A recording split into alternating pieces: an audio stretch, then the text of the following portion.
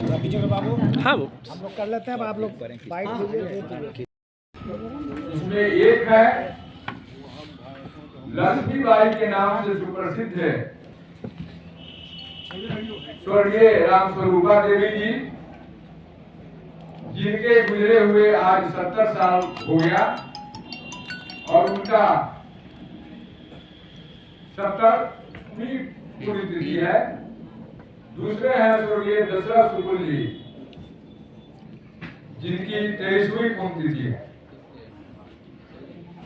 स्वर्गीय दशरथ शुक्ल जी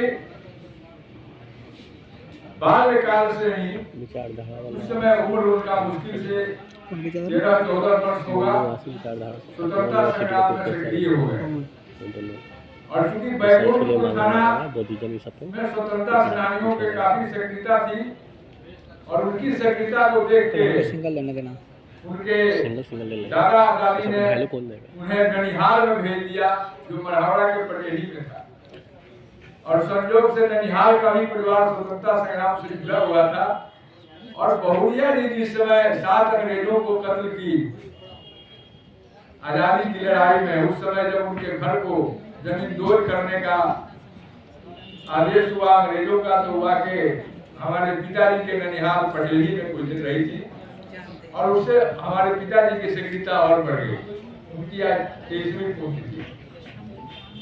लेकिन सबसे आश्चर्य की बात है कि जो भी राजनीतिक दल हैं, जिस रूप से अपने पुरखों को याद कर रहे हैं, पूर्वजों को याद कर रहे हैं, इससे समाज को एक गलत संदेश जा रहा है। कोई राजनीतिक दल राम का ही मार्केटिंग करने लगता है, कोई राजनीतिक दल रहीम का ही मार्केटिंग करने लगता है, कोई राजनीतिक दल भगवान श्री कृष्ण को भी मार्केटिंग करने से नहीं चूकता है।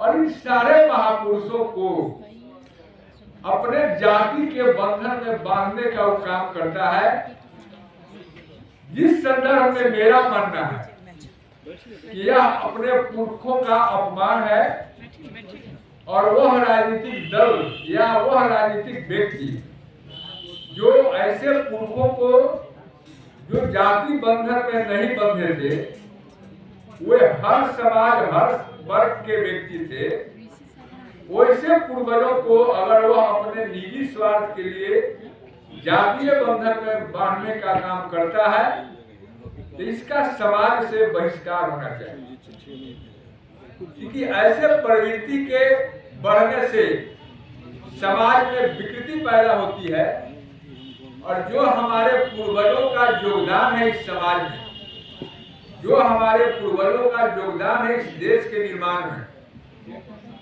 वह भी धूमिल होता है। कुछ लोग डॉक्टर श्री कृष्ण सिंह जी की जयंती मना के पीठ थपथपाते हैं और यह कहते हैं कि मैंने ही श्री बाबू का जयंती मनाना प्रारंभ किया। तो यह उनका अहंकार है। श्री बाबू और अनुग्रह बाबू जैसे सरीखे नेता किसी के जयंती और पुण्यतिथि मनाने के मुहताज नहीं है। समाज को उन लोगों ने दिया है, देश को उन लोगों ने दिया है, राज्य को उन लोगों ने दिया है। किसी व्यक्ति के पुण्यतिथि मनाने से उनका साख बढ़ेगा ऐसी कोई बात नहीं है, बल्कि पुण्यतिथि मनाकर वो अपना मार्केटिंग करते हैं और उसका राजनीतिक लाभ उन्हें मिलता है। लेकिन दुर्भाग्य की बात है कि जो राजनीतिक व्यवस्था है उसमें ऐसे महापुरुषों को भी अभी तक भारत रत्न नहीं मिला, यह दुर्भाग्यपूर्ण बात है। और विगत 15 वर्षों 20 वर्षों से जो टेंडेंसी हम लोगों ने देखा है कि भारत रत्न, पद्मश्री, पद्म विभूषित जैसे पुरस्कार को भी राजनीतिक दल और सत्ता में बैठे दल अपने राजनीतिक सूझबूझ से और वोट की राजनीति के गणित से निर्णय लेते हैं, जो दुर्भाग्यपूर्ण है। तो समाज को चाहिए कि ऐसे लोगों को वह इग्नोर करे और कहे कि अपने मार्केटिंग करके अपने लाभ के लिए हमारे पूर्वजों के कीर्ति को नष्ट करने का काम कर रहे हैं। आप देखेंगे कि रामस्वरूपा देवी जी का जो योगदान रहा है स्वतंत्रता आंदोलन में, उसी कैटेगरी में तारकेश्वरी सिन्हा जी थी, उसी कैटेगरी में बहुत सारी महिलाएं थी। लेकिन अभी तक जो पटना में आप देखते हैं कि जो महापुरुषों का मूर्ति लगा हुआ है, उसमें महिलाओं का अनुपात क्या है? अभी जो इस राज्य में मुख्यमंत्री जी हैं, वो महिलाओं को सम्मान देने और विकास की बात करते हैं, और मूर्ति लगाने की रफ्तार उनके शासन काल में यानी 2005 से लेकर अभी तक 19-20 वर्षों में काफी तेज रफ्तार रहा है। लेकिन वो बताएं कि किस अनुपात से रामस्वरूपा जी जैसे महिलाओं का मूर्ति पटना में लगा है। इस बात को गांधी संग्रहालय के सचिव रजी अहमद साहब जी ने 2010 में एक लेख लिखकर बताया था, और उन्होंने कहा था कि पटना में जो भी स्मारक बना है या मूर्तियां बनी हैं, उसमें महिलाओं का काफी उपेक्षा हुआ है। तो आप लोगों के माध्यम से और इस श्रद्धांजलि सभा के माध्यम से मैं सरकार से अनुरोध करता हूं कि तारकेश्वरी सिन्हा, रामस्वरूपा देवी जैसे महिलाओं का भी प्रतिमा पटना के चौराहे पर लगे। जगलाल चौधरी जी गरखा के थे, वो भी काफी महत्वपूर्ण स्वतंत्रता सेनानी थे और स्वतंत्रता सेनानी के रूप में शुमार थे। उनकी प्रतिमा कहीं आप लोगों ने देखा है पटना में? नहीं देखा। तो मैं आप लोगों के माध्यम से ही मांग करता हूं कि ऐसे गुमनाम व्यक्ति, ऐसे गुमनाम स्वतंत्रता सेनानी जिनका परिवार सक्रिय राजनीति में नहीं है, या जो स्वयं स्वतंत्रता संग्राम में रहने के बाद भी सक्रिय राजनीति में रहकर हाउस के सदस्य नहीं बने, उनको उपेक्षित करने की जो सिलसिला है वह बंद होनी चाहिए। और वैसे गुमनाम स्वतंत्रता सेनानियों के संदर्भ में भी खोजबीन और रिसर्च करने की जरूरत है। और मुझे खुशी है कि पूरे देश में बलिया के विवेकानंद जी ऐसे गुमनाम स्वतंत्रता सेनानियों के बारे में रिसर्च कर रहे हैं, और बहुत सारा अभिलेख इन्होंने इकट्ठा करके कुछ लोगों के संदर्भ में किया है। ये धन्यवाद के पात्र हैं। जो हमारे देश के शासन को करना चाहिए, सत्ता को करना चाहिए, वह काम समाज के प्रति निष्ठा का प्रतीक है कि विवेकानंद जी कर रहे हैं और अलका जी कर रही हैं जो लखनऊ से। तो इन लोगों को मैं इस कार्यक्रम में आने के लिए साधुवाद देता हूं, और मैं चाहूंगा कि पहले इस संस्था के संस्थापक स्वामी हरिनारायण जी के छोटे भाई जगत नारायण शर्मा जी, जो बिहार सांस्कृतिक विद्यापीठ जो स्वामी जी की एक संस्था है उसके संचालक हैं, वे 2 शब्द में अपनी बात श्रद्धांजलि दें। इसके बाद ना बैठिए।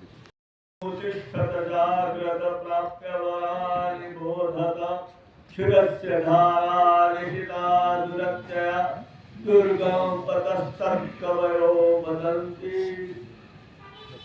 उठ जाग मुसाफिर भोर भई, अब रैन कहाँ जो सोवत है, जो सोवत है सो खोवत है, जो जागत है सो पावत है। चुग नींद से अखिया खोल जरा, तो गाफिल प्रभु से ध्यान लगा। यह प्रीति करण की रीति नहीं, प्रभु जागत है तुम सोवत हो। सारे बैठे हुए मंच के बाहर बैठे हुए अतिथिगण, ये मीडिया के अनेक पक्षों के प्रतिनिधिगण, शुक्ल जी, हमारे प्रधान और विवेकानंद जी, अनेक यहाँ उपस्थित देवी और बहन, देवी और भाइयों, यह जीवन तभी सार्थक है जब हम अपने के लिए समाज को अर्पित करें। पशु तो जन्म लेता है, वो भी पलता बुझता है, उसे भी बाल बच्चे होते हैं, लेकिन वह दूसरे की चिंता नहीं करता। लेकिन मनुष्य तो वह है जो अपने नहीं खाकर दूसरे को खिलाता है। कहा जाता है कि कुल पवित्र हो जाता है, माता कृतार्थ हो जाती है, जिस कुल में पुत्र पैदा लेता है। पुत्र तो क्या संचय है, पुत्र सपुत्र तो क्या संचय है। आज के जितने तथा कथित राजनीतिक है, वे अपने स्वार्थ की बात करते हैं। देश की थे सुराज बाबू थे, श्री शंकर बाबू थे। श्री शंकर बाबू ने कहा कि हमें टिकट चाहिए, तो श्री बाबू ने कहा कि तुम्हें 92 से लेकर 1947 तक के घटनाक्रम का शोध कार्यक्रम चल रहा है। दूसरा, लखनऊ में एक संस्था है, centre for historical and cultural research, जिसके अध्यक्ष डॉक्टर अलका सिंह जी हैं, और इनके संपादकत्व में एक पुस्तक छप रही है, जिसमें हम न बिहार के ही सही बल्कि उत्तर प्रदेश और देश के अन्य सेनानियों के संदर्भ में ढेर सारी जानकारी हासिल कर सकेंगे।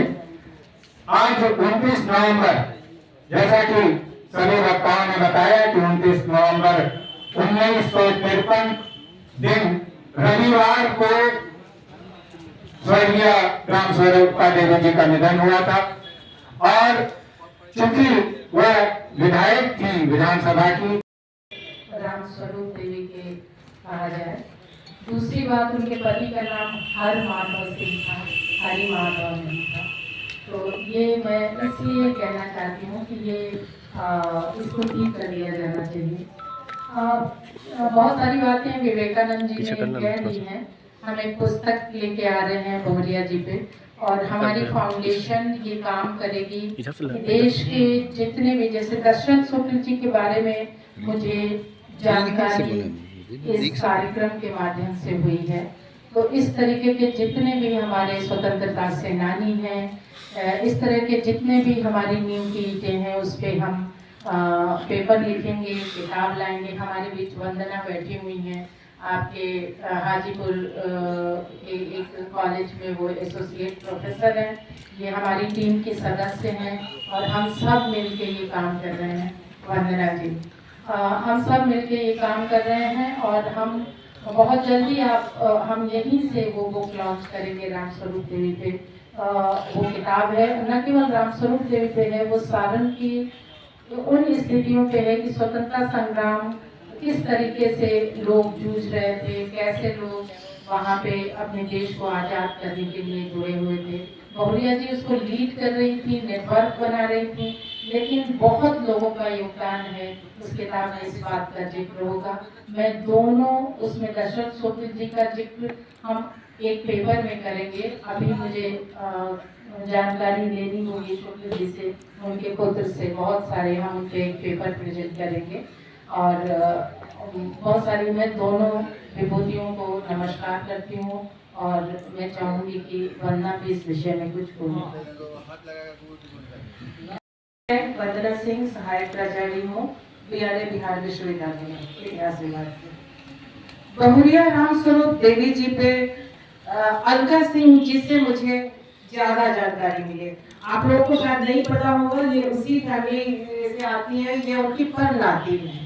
तो गंगा देवी में पिछले साल एक सेमिनार हुआ था, नेशनल सेमिनार, वहाँ मैंने एक पेपर प्रेजेंट किया था बहुरिया रामस्वरूप देवी पे, और उसके दौरान मुझे पता चला कि बिहार की इतनी बड़ी वीरांगना है, और इनको पब्लिक डोमेन में बहुत कम लोग जानते हैं। सिर्फ जो एकेडमिक फील्ड में जो काम कर रहे हैं उन्हें ये जानकारी है। या अभिलेखागार से एक पुस्तक प्रकाशित हुई है उसके बारे में। तो ऐसे जो महान गुमनाम नायक हैं, उन्हें हम पब्लिक डोमेन में जरूर लाएं, और ऐसा जो कार्यक्रम है वो इस दिशा में बहुत ही सार्थक है। ऐसे ही श्री दशरथ शुक्ल जी हैं, उनके बारे में भी अब रिसर्चर्स की जो शोध करने वाले हैं, शोधार्थी हैं, या हमारी भी रुचि उसमें बढ़ेगी और निश्चित ही इस पे कुछ न कुछ और काम आगे बढ़ेगा। तो मैं आज सभी सम्मानित विद्वत जनों से मिलकर बहुत प्रसन्न हूँ कि हमारे बीच बाहर से भी आए हैं, जिनसे मेरी बातचीत होती थी। आज पहली बार इस शुभ अवसर में मुझे मिलने का मौका मिला है। इस सबके लिए आयोजक मंडल को बहुत बहुत आभार, धन्यवाद।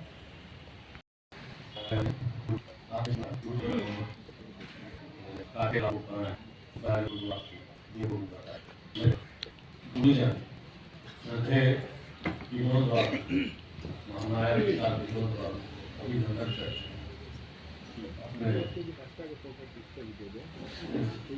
समय निकाल कर यहाँ अपना वक्ता से मोहनिया जी की प्रशांति किया सारी चीज़ों को जो हम हमारे परिवार में सभी लोग करते हैं। मैं विवेका जी को भी धन्यवाद दूंगा, अभिनंदन करूँगा। डॉक्टर आरका सिंह जी है। बहुरिया जी के विषय में एक और बात करनी थी कि बहुरिया जी 52 में इलेक्शन जीते और 53 में उनकी मृत्यु हुई।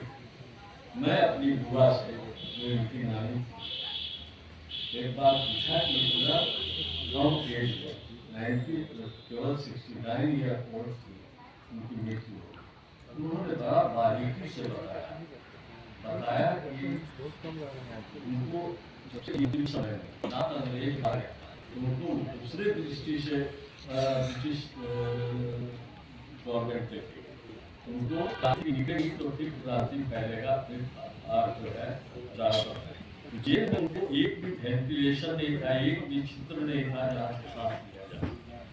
उस दरमियान उनको मेरी दादी को दमा, और दमा से लंग्स के इन्फेक्शन से पीड़ित हो। 52 में जीती, 53 में उनको और ज्यादा नजर है। वो महिलाओं के लिए 1933 में ऐसी बात कही थी। 1933 में एक गया में महिला कांग्रेस, राष्ट्रीय महिला कांग्रेस का अधिवेशन हुआ, उसमें वो अध्यक्ष पूरे महिला कांग्रेस, इससे उनकी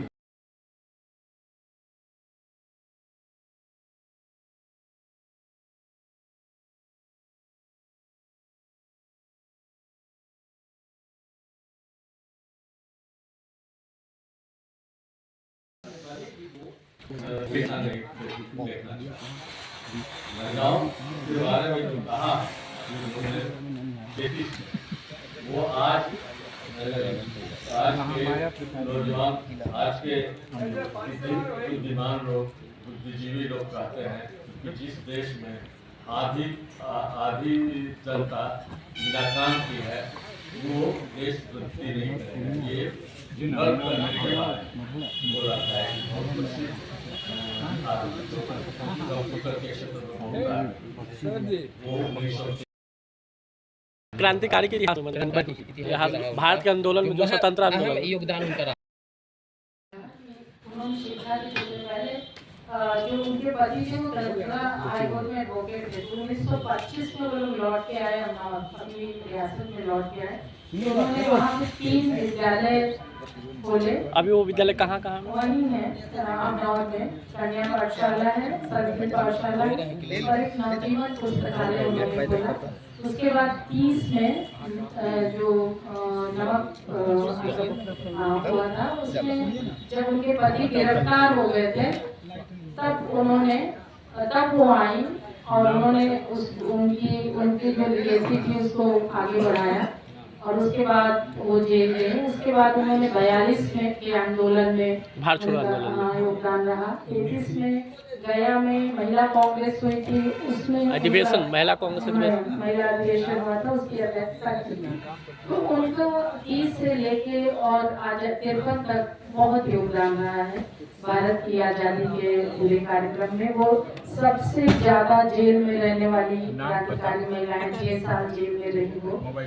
और इस तरह उन्होंने बहुत सारे क्षेत्रों में काम किया है, महिलाओं के लिए काम किया और लगातार नेटवर्किंग की है उन्होंने, लोगों को जोड़ा है आज़ादी की लड़ाई में। ये दोनों पति पत्नी बाबू लेके आए थे कांग्रेस में। ये पहले ये लोग क्रांतिकारी वाले सोशलिस्ट किया। हाँ, क्रांति के क्षेत्र में थे, मतलब सुभाष चंद्र बोस से एसोसिएटेड थे। फिर ये लोग आए और इन लोगों ने कांग्रेस ज्वाइन की और कांग्रेस में इन लोगों ने काम करना शुरू किया। कांग्रेस ऐसा क्यों लग रहा कि सरकार क्रांतिकारियों जो वीर वीरांगनाओं पे रिसर्च नहीं कर रही है हमारी जो? देखिए, मैं सरकार पे बहुत ब्लेम नहीं करना चाहती। जनता ने भी तो उन्हें बुला दिया है। जनता का अगर जन दबाव होता है तो सरकारें काम करती हैं। जन दबाव भी नहीं रहा, लोगों ने अपने जो स्वतंत्रता संग्राम सेनानी थे उनको भी याद नहीं किया, सरकारों ने भी याद नहीं किया। उस समय के जितने भी बिहार राज्य के चीफ मिनिस्टर वो सारे लोग थे, वो बहुरिया जी के कद को जानते थे। उसके बाद भी उनके कद के हिसाब से उन्हें सम्मान यहाँ नहीं मिला है। उनके नाम पे एक मूर्ति नहीं है, किसी विश्वविद्यालय का नाम उनके नाम पे नहीं है। वो पहली महिला मतलब 10 महिलाएं जो पहली विधानसभा में आई, वो पहली क्रांतिकारी महिला थी। फिर भी उनके नाम पे कुछ भी नहीं है बिहार में। तो ये काम बिहार सरकार को अब से भी करना चाहिए। ठीक। एक बात